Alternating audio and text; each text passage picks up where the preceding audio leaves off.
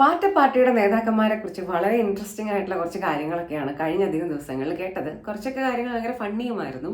അപ്പോൾ അതൊക്കെ ഒന്ന് ഷെയർ ചെയ്യാനും ഷെയർ ചെയ്ത കാര്യങ്ങൾ നിങ്ങളുടെ തന്നെ ജഡ്ജ്മെന്റിന് വിട്ടുതരാനും കൂട്ടത്തിൽ രഞ്ജിനി ഹരിദാസ്, പാർവതി തിരുവോത്ത് കോയിക്കൽ പോലെയുള്ള ആൾക്കാരോട് കുറച്ച് കാര്യങ്ങൾ സൂചിപ്പിക്കാനും വേണ്ടിയിട്ടാണ് ഈ ഒരു വീഡിയോ ചെയ്യുന്നത് കേട്ടോ. അല്ലെങ്കിൽ എനിക്ക് കുറച്ച് ചോദ്യങ്ങളുണ്ട് എല്ലാവരോടും ചോദിക്കാൻ വേണ്ടിയിട്ട്. അപ്പോൾ ഫസ്റ്റ് വൺ എന്ന് പറയുന്നത് നമ്മുടെ CJP അഥവാ പാർട്ടിയുടെ സ്പോക്സ് പേഴ്സൺ ആയിട്ടുള്ള ഈ ഒരു സൗരഭ് ദാസിനെ കുറിച്ചിട്ട് കേട്ട കുറച്ചധികം ഇൻട്രസ്റ്റിംഗ് ആയിട്ടുള്ള കാര്യങ്ങളാണ്. അപ്പം അതിലോട്ട് പോണേക്കാട്ടിലും മുമ്പ് ഇദ്ദേഹത്തിന് ഞാൻ എങ്ങനെയൊക്കെയാണ് നോട്ടീസ് ചെയ്തത് എന്നുള്ളതിനെ കുറിച്ചിട്ട് കുറച്ച് കാര്യങ്ങളൊന്ന് പറഞ്ഞ് തുടങ്ങാം എന്നാണ് വിചാരിക്കുന്നത് കേട്ടോ. ഫസ്റ്റ് ഇദ്ദേഹത്തെ നമ്മൾ നോട്ടീസ് ചെയ്യുന്നത് ജന്തർ മന്ദറിലെ പ്രൊട്ടസ്റ്റിന്റെ സമയത്ത് ഇദ്ദേഹം അവിടെ ചൂടായതുകൊണ്ട് വീശാൻ വീട്ടിൽ നിന്നൊരു വൃദ്ധ വേലക്കാരനെയും കൊണ്ടാണ് വന്നത്. ബാക്കിയുള്ള ആൾക്കാർ പ്രൊട്ടസ്റ്റ് ചെയ്തുകൊണ്ടിരിക്കുന്ന സമയത്ത് ഇദ്ദേഹം ജ്യൂസ് കുടിച്ചുകൊണ്ടിരിക്കുന്ന ഒരു വിഷ്വലൊക്കെ അന്ന് പുറത്ത് വന്നിട്ടുണ്ടായിരുന്നു. ഭയങ്കര ആത്മാർത്ഥതയുള്ള ഒരു പ്രൊട്ടസ്റ്റ് നടത്തുന്ന ഒരാളായിട്ടാണ് എനിക്കന്ന് ഫീൽ ചെയ്തത്. ഭയങ്കര കോമഡി ആയിട്ടാണ് തോന്നിയത് അത്. പിന്നെ കേട്ടൊരു കാര്യം എന്താ വെച്ചാൽ ഈ പ്രൊട്ടസ്റ്റിന്റെ ഇടയിൽ കുറെ അക്രമങ്ങളൊക്കെ ഉണ്ടായി. ഈ അക്രമങ്ങൾ ഉണ്ടായിട്ട് പോലീസുകാർ ഇവരെ ഡൽഹി പോലീസ് ഇവരെ കൈകാര്യം ചെയ്ത സമയത്ത് പറഞ്ഞത് RSSകാരാണ് ഈ ഒരു പ്രശ്നം മുഴുവൻ ഉണ്ടാക്കിയത്, ഞങ്ങളുടെ പ്രൊട്ടസ്റ്റിനെ കൊളമാക്കാൻ വന്നവരാണ് ഇവരെന്നൊക്കെയാണെന്ന് അദ്ദേഹം പറഞ്ഞത്.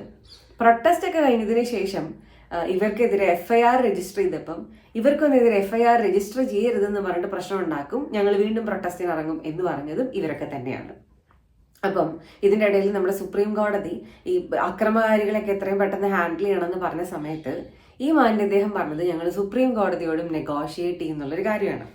പിന്നെ നമ്മൾ നോട്ടീസ് ചെയ്യുന്ന ഇദ്ദേഹം എന്ന് പറയുന്നത് 21 കുട്ടികളുടെ ജീവൻ എടുത്തു എന്നും പറഞ്ഞ് നീറ്റിന്റെ പ്രൊട്ടസ്റ്റിന് ഇറങ്ങിയ ഇയാളും ഇയാളുടെ കൂട്ടാളികളൊക്കെ കൂടിയിട്ട് പ്രൊട്ടസ്റ്റിന് ശേഷം കൂളിംഗ് ഗ്ലാസ് ഒക്കെ വെച്ച് നല്ലപോലെ ഡാൻസ് ഒക്കെ കളിച്ച് ആർമാദിച്ച് ഞങ്ങളുടെ പ്രൊട്ടസ്റ്റ് വിജയിച്ചു എന്ന രീതിയിലൊരു പാർട്ടിയൊക്കെ നടത്തിയതാണ്. ഒരു 5 സ്റ്റാർ ബാറിലാണ് നടന്നത് എന്നും പറയപ്പെടുന്നു.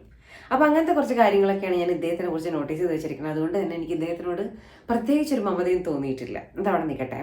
ഇനി ഞെട്ടിക്കുന്ന വിവരങ്ങൾ എന്തൊക്കെയാണെന്ന് ചോദിച്ചാൽ ഈ വിവരങ്ങളൊക്കെ കംപ്ലീറ്റ്ലി അൺവെരിഫൈഡ് ആണ് എന്ന് പറഞ്ഞിട്ട് തന്നെ തുടങ്ങണം. ഇതൊക്കെ പുറത്തു വിട്ടത് വളരെ ഫേമസ് ആയിട്ടുള്ള ഇൻഫ്ലുവൻസറൊക്കെ ആയിട്ടുള്ള പ്രത്യേകിച്ച് റൈറ്റ് വിങ് പാർട്ടിയോട് കൂടുതൽ അടുത്ത് നിൽക്കുന്ന രീതിയിലുള്ള കോണ്ടന്റ് ചെയ്യുന്ന അഭിജിത്ത് അയ്യർക്കാണ്. അദ്ദേഹം പറയുന്നത് ഈ സൗരഭ് ദാസ് എന്ന് പറയുന്ന വ്യക്തി താമസിക്കുന്നത് ഡൽഹിയിലെ ഗ്രേറ്റർ കൈലാഷ് എന്ന് പറഞ്ഞ ഏരിയയിലാണ് അത്ര. പേരുടെ ഒരു പ്രത്യേകത, ഇദ്ദേഹത്തിന് താമസിക്കുന്ന വീടിന്റെ പ്രത്യേകത എന്ന് പറയുന്നത് അതിനൊരു 9000 സ്ക്വയർ ഫീറ്റ് വലിപ്പമുണ്ടെന്നാണ്. ഇതൊക്കെ പറയാൻ കാരണം ഈ വീടിന്റെ റെന്റ് തന്നെ അറൌണ്ട് 9 to 10 lakhs വരും അത്ര. അപ്പൊ എവിടെ നിന്നാണ് ഈ സൗരഭ് ദാസിന് ഇത്ര ഇൻകം എന്നാണ് ഇവർ ചോദിക്കുന്നത്. അപ്പൊ അതിന്റെ കൂട്ടത്തിൽ കൂടെ മറ്റൊരു ക്വസ്റ്റ്യൻ എന്താണെന്ന് ചോദിച്ചിട്ടുണ്ടെങ്കിൽ ഈ നീറ്റ് പരീക്ഷയ്ക്ക് വിദ്യാർത്ഥികൾക്ക് ന്യായമായത് ലഭിക്കണം എന്ന് പറഞ്ഞിട്ട് തെരുവിൽ ഇറങ്ങിയിട്ടുള്ള ഇദ്ദേഹം ക്ലാറ്റ് എക്സാം 3 പ്രാവശ്യം ഫെയിൽ ആയിട്ടുള്ള ഒരു വ്യക്തിയാണത്ര. അതെന്തേലും ആവട്ടെ, അത് നമ്മൾ നോക്കുന്നില്ല. ആൻഡ് ഇനി അറിയുന്നൊരു കാര്യം എന്താ വെച്ചാൽ സൗരഭ് ദാസ് തന്നെ ഇദ്ദേഹത്തിന്റെ പല സുഹൃത്തുക്കളോടും പറഞ്ഞു നടന്നിട്ടുള്ള ഒരു കാര്യമാണത്രേ ഇദ്ദേഹത്തിന്റെ ഡാഡ് അല്ലെങ്കിൽ ഇദ്ദേഹത്തിന്റെ അച്ഛൻ ഒരു നേപ്പാളിയാണെന്നുള്ളത്. ആൻഡ് ദാസ് എന്ന് പറയുന്നത് അഡോപ്റ്റീവ് ആയിട്ടുള്ള പേരാണെന്ന് പറഞ്ഞ് നടന്നിട്ടുണ്ട് എന്നൊക്കെയാണ് അഭിജിത്ത് അയ്യർക്ക് പുറത്തുവിടുന്നത്. അപ്പം ഇങ്ങനെയാണ് എന്നുള്ളൊരു അവസ്ഥയിൽ വരുമ്പം ഒരുപാട് പേര് ഈ വീഡിയോസ് കണ്ടിട്ട് ഇപ്പോൾ ഇദ്ദേഹത്തിന്റെ നാഷണാലിറ്റിയാണ് ക്വസ്റ്റ്യൻ ചെയ്തുകൊണ്ടിരിക്കുന്നത്. അപ്പം ഇതൊക്കെ അൺവെരിഫൈഡ് ആയിട്ടുള്ള കാര്യങ്ങളാണ്. നമുക്കിതിനൊക്കെ ഇൻട്രസ്റ്റിംഗ് ആയിട്ട് തോന്നുമെങ്കിൽ നമുക്ക് അതിൻ്റെ ഒരു സൈഡിലോട്ട് മാറ്റി നിർത്താം. പക്ഷേ ഇദ്ദേഹത്തിനെ കുറിച്ചിട്ട് വെരിഫൈഡ് ആണ് എന്ന് പറയുന്ന പ്രൊഫൈലിൽ നിന്നും ഇദ്ദേഹത്തിന്റെ എന്താ പറയുക ചെയ്തികളെ കുറിച്ച് വായിച്ചറിഞ്ഞിട്ടുള്ള ഒരു കാര്യം എന്താണെന്ന് വെച്ചാൽ, ഒന്ന്, ഇദ്ദേഹം ഫ്രീലാൻസ് ജേർണലിസ്റ്റ് ആണ്, അതെന്നാണ് ഇദ്ദേഹത്തിന് പൈസ ഉണ്ടാവുന്നത് എന്നൊക്കെയാണ്. ആൻഡ് ഇദ്ദേഹം ഫ്രീലാൻസ് ആയിട്ട് ആർക്കൊക്കെ വേണ്ടി ജോലി ചെയ്യുന്നു എന്നുള്ള ആ പ്രൊഫൈലിൽ കണ്ട ഏതൊക്കെയാണെന്നറിയാമോ? ദ വയർ, അതുപോലെ തന്നെ ദ കാരവൻ, അൽ ജസീറ പോലെയുള്ള പത്രങ്ങളൊക്കെയാണ്. അപ്പൊ തന്നെ നമ്മുടെ രാജ്യത്തിനോട് എന്തോരം ഇഷ്ടമുള്ള ആൾക്കാരാണ് ഇവരെന്നൊന്ന് ആലോചിച്ച് നോക്കിയാൽ മാത്രം സൗരഭ് ദാസിനെ നമുക്ക് ക്വസ്റ്റ്യൻ മാർക്കിന് നിർത്താവുന്നതേ ഉള്ളൂ. എനിക്ക് ഇതിനേക്കാട്ടിലും മുമ്പ് തന്നെ ഇദ്ദേഹത്തിന് ക്വസ്റ്റ്യൻ മാർക്ക് നിർത്താൻ തോന്നിയിട്ടുള്ള ഒരു കാര്യം, ഇന്ത്യനെ കഷ്ണമാക്കും എന്നൊക്കെ പറഞ്ഞ് ഇപ്പം തിഹാർ ജയിലിൽ കിടക്കുന്ന ഉമർ ഖാലിദിനെ കെട്ടിപ്പിടിച്ചുകൊണ്ട് ഇദ്ദേഹം പണ്ടിട്ടിട്ടുള്ള സോഷ്യൽ മീഡിയയിൽ പോസ്റ്റ് ചെയ്തിട്ടുള്ള ആ ഒരു ഫോട്ടോ സർഫ് ചെയ്തതാണ്. അപ്പം എനിക്ക് ഇവരുടെയൊക്കെ നല്ല ഉദ്ദേശങ്ങളെ കുറിച്ചിട്ട് 0 ട്രസ്റ്റ് ആണുള്ളത്. ആൻഡ് ക്വസ്റ്റ്യൻ മാർക്കിൽ തന്നെ ഇവരെ നിർത്തത്തുള്ളൂ. ആൻഡ് ബാക്കിയുള്ള അൺവെരിഫൈഡ് ആയിട്ടുള്ള കാര്യങ്ങൾ കാലം തെളിയിക്കട്ടെ. ഇനി നമുക്ക് പോകാനുള്ളത് ഈ CJPയുടെ മെയിൻ മുഖമായിട്ടുള്ള അഭിജിത്ത് ദീപ്കയുടെ കുറച്ച് കാര്യങ്ങളിലോട്ടൊക്കെയാണ്. അപ്പം അഭിജിത്ത് ദീപ്കയ്ക്കെതിരെ ഇപ്പം ഏതോ ഒരു RTI ആക്ടിവിസ്റ്റ്, ഈ സൗരഭ് ദാസും ഒരു RTI ആക്ടിവിസ്റ്റ് ആണെന്നാണ് ഞാൻ കേട്ടിരിക്കുന്നത്. സൂറത്ത് ബേസ്ഡ് ആയിട്ടുള്ള ഒരു ആക്ടിവിസ്റ്റ് ഇയാൾക്കെതിരെ ഒരു പരാതിയൊക്കെ കൊടുത്തിട്ടുണ്ട്. അതിൽ FIR ഒക്കെ രജിസ്റ്റർ ചെയ്തിട്ടുണ്ട്. അപ്പം ആ രജിസ്റ്റർ ചെയ്തിട്ടുള്ള പരാതിയിൽ പറയുന്നത് എന്താണെന്ന് വെച്ചാൽ മഹാരാഷ്ട്രയിൽ ഒരു സർക്കാർ ഉദ്യോഗസ്ഥനായിരുന്ന ഇദ്ദേഹത്തിന്റെ അച്ഛന് എങ്ങനെയാണ് ഇദ്ദേഹത്തിനെ പഠിപ്പിക്കാൻ വേണ്ടിയിട്ട് US വിട്ട് പഠിപ്പിക്കാൻ വേണ്ടിയിട്ടുള്ള അത്രയും വരുമാനം ഉണ്ടാകുന്നത് എന്നുള്ളൊരു ക്വസ്റ്റ്യൻ ആണ് ചോദിച്ചിരിക്കുന്നത്. അപ്പം അതിന് കൗണ്ടർ സ്റ്റേറ്റ്മെന്റ് ആയിട്ട് ഈ അഭിജിത്ത് ദീപ്കെ വന്നത് മോദിജിയുടെ ഗൈൻ അദ്ദേഹത്തിന്റെ മറ്റേ ഡിഗ്രി സർട്ടിഫിക്കറ്റ് ചോദിച്ചിട്ടുണ്ട്. അതൊക്കെ ഭയങ്കര ബാലിശമായിട്ടുള്ള കാര്യമാണെന്നാണ് എൻ്റെ ഒരു വിലയിരുത്തൽ. കാരണം ഇത് ഒരു ക്ലീശ ഐറ്റമാണ്. ഇതൊക്കെ ഒരുപാട് കാലമായിട്ട് ഒരുപാട് ആൾക്കാർ പയറ്റി തെളിഞ്ഞ് ഒരു രക്ഷയില്ലാണ്ട് പോയിട്ടുള്ളൊരു സ്റ്റേറ്റ്മെൻ്റ് ഒക്കെയാണത്. അപ്പം അഭിജിത്ത് ദീപ്കെ എന്താ ചെയ്യണമെന്ന് ചോദിച്ചാൽ അദ്ദേഹത്തിൻ്റെ ലോണിൻ്റെ സ്റ്റേറ്റ്മെൻറ്റ്സും കാര്യങ്ങളും എന്തൊക്കെ ഡോക്യുമെൻറ്റ്സ് വെച്ചിട്ടാണ് അപ്ലൈ ചെയ്തിട്ടുള്ളത് എന്നുള്ള കൃത്യമായിട്ടുള്ള വിവരങ്ങൾ ആർക്കാണോ പരാതി കിട്ടിയിട്ടുള്ളത് അവർ ചോദിക്കുമ്പോൾ അവർക്ക് കൊടുക്കുക എന്നുള്ള കാര്യമാണ് ചെയ്യേണ്ടത്. അതല്ലാണ്ട് അതിനൊരു കൗണ്ടർ വെല്ലുവിളി വെച്ചിട്ടൊരു കാര്യമില്ല. പിന്നെ ഒരു ലീഡറിൻ്റെ ക്വാളിറ്റി കുറച്ച് സർട്ടിഫിക്കറ്റ്സ് അല്ല, മറിച്ച് അയാളുടെ വിഷനും അയാളുടെ കാൽക്കുലേറ്റഡ് റിസ്ക് എടുക്കാനുള്ള ഒരു കഴിവൊക്കെയാണ് നിർണ്ണയിക്കുന്നത് എന്നാണ് പേഴ്സണലി എനിക്കൊക്കെ മനസ്സിലായിട്ടുള്ളൊരു കാര്യം. അതൊക്കെ അവിടെ നിൽക്കട്ടെ. നമുക്കങ്ങനെ ഒരു സുഖിപ്പിക്കൽ കണ്ടന്റിലോട്ട്, അതായത് ഇപ്പം ഒരാളെ തള്ളി വേറെ ആൾ എടുക്കുമ്പോൾ അങ്ങനത്തെ ഒരു ആംഗിളിലോട്ട് പോകുമല്ലോ, നമ്മൾ അങ്ങോട്ട് പോകണ്ട, മെയിൻ കാര്യങ്ങളിൽ തന്നെ ഫോക്കസ് ചെയ്യാം. എന്നിട്ട് ഇപ്പം നമ്മുടെ ജാർഖണ്ഡിൽ, പഞ്ചാബിൽ, നമ്മുടെ കേരളത്തിലൊക്കെ PSC റിലേറ്റഡ് ആയിട്ടും ബോർഡ് എക്സാം റിലേറ്റഡ് ആയിട്ടും പേപ്പർ ലീക്കുമായി ബന്ധപ്പെട്ട് ഭയങ്കര വലിയ പ്രക്ഷോഭങ്ങളൊക്കെ നടന്നുകൊണ്ടിരിക്കുകയാണ്. അപ്പം ഈ ജാർഖണ്ഡിൽ പ്രക്ഷോഭം നടത്തിക്കൊണ്ടിരിക്കുന്ന വിദ്യാർത്ഥികൾ, തുടങ്ങി വെച്ചത് CJP-കാരാണല്ലോ, ആ വിദ്യാർത്ഥികൾ CJP നേതാവായിട്ടുള്ള ഈ അഭിജിത്ത് ദീപ്കെനെ കോണ്ടാക്ട് ചെയ്തിട്ടുണ്ടായിരുന്നു. എന്നിട്ട് അവർക്ക് സപ്പോർട്ട് കൊടുക്കണം, ഞങ്ങളുടെ കൂടെ ജാർഖണ്ഡിലോട്ട് വരണം എന്നൊക്കെ പറഞ്ഞപ്പം ഇദ്ദേഹം അവരോട് പറഞ്ഞത് ടൈഫോയിഡ് ആയതുകൊണ്ട് വരാൻ പറ്റില്ല എന്നാണത്രേ. ഇദ്ദേഹം പ്രൊട്ടസ്റ്റ് ഒക്കെ കഴിഞ്ഞില്ലേ, ഇനി എന്താ പ്ലാൻ എന്ന് ചോദിച്ചപ്പം ഒരു ജേർണലിസ്റ്റിനോട് ഇനി അച്ഛനും അമ്മേനെയൊക്കെ കൂട്ടിയിട്ട് സ്വിറ്റ്സർലൻഡിൽ ഒരു വെക്കേഷന് പോകണം എന്നും പറഞ്ഞു അത്രേ. ഇദ്ദേഹം ഈ പ്രൊട്ടസ്റ്റ് നടത്തിക്കൊണ്ടിരിക്കുന്ന സമയത്ത് ട്രേഡ് ഡീൽ നടത്താൻ പുറത്തു പോയ ഇന്ത്യയുടെ പ്രൈം മിനിസ്റ്റർ നരേന്ദ്രമോദിയെ കുറിച്ച് പറഞ്ഞത് ഇങ്ങനൊരു സിറ്റുവേഷൻ നാട്ടിലുള്ളപ്പോൾ പുറത്ത് കിടന്ന് നടക്കുന്നതാണ്. അപ്പം ഇരട്ടത്താപ്പുകൾ ഇനിയും നമുക്ക് ഒരുപാട് പൊളിച്ചെടുക്കേണ്ടതായിട്ട് വരും. ഇതുപോലെ കുറേ അധികം സ്റ്റേറ്റ്മെന്റ് ഈ ഇമ്മച്യൂർഡ് ആയിട്ടുള്ള പ്രത്യേകിച്ച് കമ്മിറ്റ്മെന്റ്സ് ഒന്നും ഇല്ലാത്ത ഈ പാർട്ടി നേതാക്കളിൽ in the sense protest party നേതാക്കളിൽ നിന്ന് നമ്മൾ ഇനിയും കേൾക്കേണ്ടതായിട്ട് വരും എന്നുള്ളതാണ് ഇവിടുത്തെ ഒരു കോമഡി. ഇനി ജന്തർ മന്ദറിൽ ഭക്ഷണം വിളമ്പിയ ആൾക്കാർക്കെതിരെ വന്നിട്ടുള്ള പരാതികളും അതിൻ്റെ കൂട്ടക്കരച്ചിലുകളൊക്കെയാണ്. ഒരു ജുനൈദ് എന്ന് പറഞ്ഞിട്ടൊരു വ്യക്തി അവിടെ ജന്തർ മന്ദറിൽ പ്രൊട്ടസ്റ്റിന് വന്നിരുന്ന ആൾക്കാർക്ക് 4 നേരമൊക്കെ വെച്ച് 37 ദിവസം ഫുഡ് കൊടുത്തിട്ടുള്ള കാഴ്ചയൊക്കെ നിങ്ങൾ കണ്ടിട്ടുണ്ടായിരിക്കും. ഇവിടുത്തെ ലെഫ്റ്റുകളും വോക്കുകളൊക്കെ ഭയങ്കരമായിട്ട് കെട്ടിപ്പിടിച്ച് ആർമാദിച്ച് കൊണ്ട് നടന്ന ഒരു വ്യക്തിയാണ് ഈ ജുനൈദ്. അപ്പം ഇദ്ദേഹത്തിന് ഈ പ്രൊട്ടസ്റ്റിന് വന്നപ്പം ഇത്രയും പേർക്ക് ഫുഡ് കിട്ടാനുള്ള പൈസ എന്തായിരുന്നു, സോഴ്സ് എന്തായിരുന്നു ഒരു ക്വസ്റ്റ്യൻ വന്ന സമയത്ത് ഇപ്പം കരഞ്ഞും കാല് പിടിച്ചും സോഷ്യൽ മീഡിയയിൽ വിക്ടിം കാർഡ് ഇറക്കിയും അതേപോലെ തന്നെ അഖിലേഷ് യാദവിനെയൊക്കെ പോയി കണ്ടുമൊക്കെയാണ് ഈ ജുനൈദ് ഇങ്ങനെ നടന്നുകൊണ്ടിരിക്കുന്നത്. അപ്പോൾ അത് ന്യായമായിട്ടുള്ളൊരു ക്വസ്റ്റ്യൻ ആണല്ലോ. ഇത്രയും അധികം ആൾക്കാർക്ക്, പ്രൊട്ടസ്റ്റിന് വന്നിട്ടുള്ള ആൾക്കാർക്ക് 37 ദിവസം ഇത്രയും അധികം നേരം ഫുഡ് കൊടുക്കാൻ ഇത്രയും പൈസ ഈ ആളിന് എപ്പോൾ ഉണ്ടായി, എവിടെ നിന്നുണ്ടായി, ഇവരൊക്കെ എവിടെ നിന്ന് വന്നു എന്നുള്ളൊരു ക്വസ്റ്റ്യൻ ചോദിക്കുന്നതിൽ ന്യായമായിട്ടുള്ള കാര്യമില്ലേ? എവിടെ നിന്നായിരുന്നു പൈസ കിട്ടിയെന്ന് കൃത്യമായിട്ട് പറഞ്ഞാൽ തീരാവുന്ന പ്രോബ്ലംസ് അല്ലേ ഉള്ളൂ.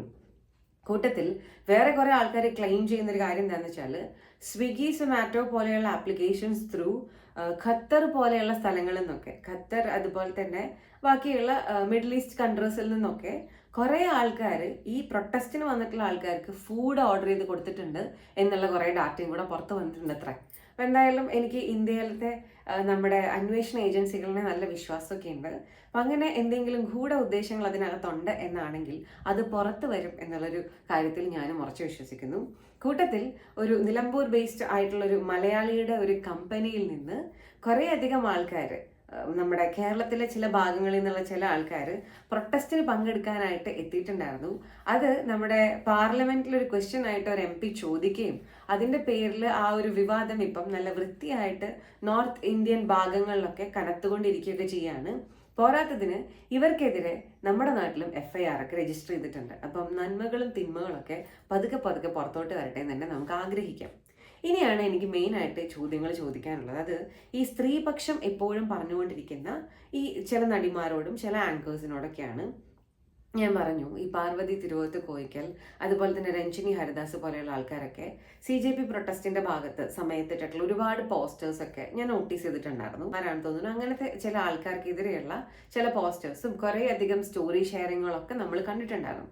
അപ്പം അതൊക്കെ അവിടെ നിൽക്കട്ടെ, നമ്മൾ അങ്ങോട്ടൊന്നും പോകുന്നില്ല.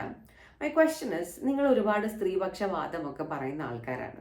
ഈ ജന്തർ മന്ദറിലെ പ്രൊട്ടസ്റ്റിന് വന്നു എന്ന് പറയുന്ന, അതായത് നീറ്റിന് വേണ്ടി പ്രൊട്ടസ്റ്റ് ചെയ്യാൻ വന്നു എന്ന് പറയുന്ന ഒരുപാട് വ്യക്തികൾ നടത്തിയിട്ടുള്ള ഒരുപാട് പരാമർശങ്ങൾ, അല്ലെങ്കിൽ ഇവർ സംസാരിച്ചിട്ടുള്ള, ഇവർ മീഡിയയ്ക്ക് അധികം കൊടുത്തിട്ടുള്ള സർഫസിൽ കിടക്കുന്ന ഒരുപാട് ബൈറ്റുകൾ നമ്മളെല്ലാവരും ശ്രദ്ധിച്ചിട്ടുണ്ടായിരിക്കും.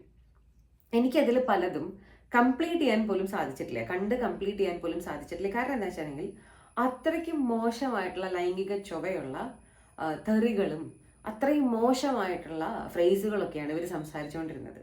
ആ കൂട്ടത്തിൽ ഇന്ത്യയുടെ പ്രൈം മിനിസ്റ്ററുടെ അമ്മയ്ക്കെതിരെ വരെ ഇവർ ഇത്തരത്തിലുള്ള കാര്യങ്ങളൊക്കെ സംസാരിച്ചിട്ടുണ്ടായിരുന്നു.